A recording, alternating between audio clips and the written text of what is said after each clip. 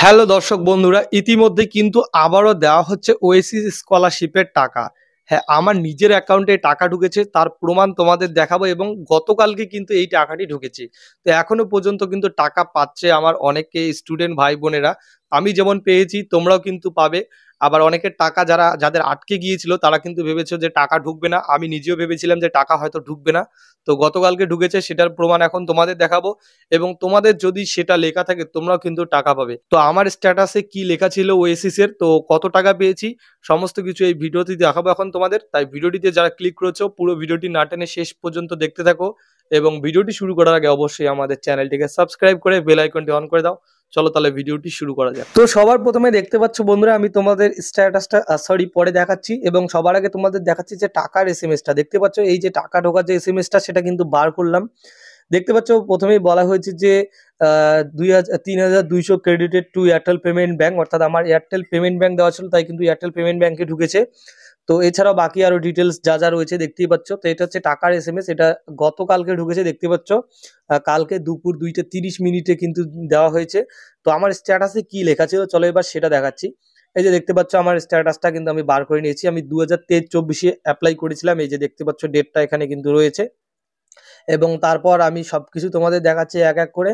এবং দেখতে পাচ্ছ সবকিছু অ্যাক্টিভ রয়েছে, সবকিছু ঠিকঠাক রয়েছে। একদম সবার শেষে যে অপশনটা রয়েছে সেটা কিন্তু তোমাদের এখন আমি দেখাবো ভালো করে। দেখতে পাচ্ছ এখানে যে স্ট্যাটাসটা রয়েছে সবার লাস্টে।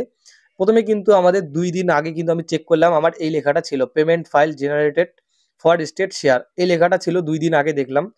আর গতকালকে এই লেখাটি এসেছে, এই যে তার নিচে যে দেখতে পাচ্ছ state to bank, send to bank on 2025 1 মাস এবং 21 তারিখ। দেখতে পাচ্ছ 21 তারিখ, কালকেই কিন্তু টাকাটি দেওয়া হয়েছে এবং কালকেই কিন্তু ঢুকেছে। তো 21 তারিখে কিন্তু টাকাটি দেওয়া হয়েছে এবং 21 তারিখে কিন্তু আমার ঢুকেছে। এবং এখানে কিন্তু টাইমটা দেওয়া হয়েছে 11টা 23 মিনিটে, অর্থাৎ 11টা 23-এ কিন্তু টাকাটি পাঠানো হয়েছিল। আর আমার অ্যাকাউন্টে কিন্তু ঢুকেছিল 2টা 30-এ, সেটা কিন্তু তোমাদের একটু আগে দেখালাম।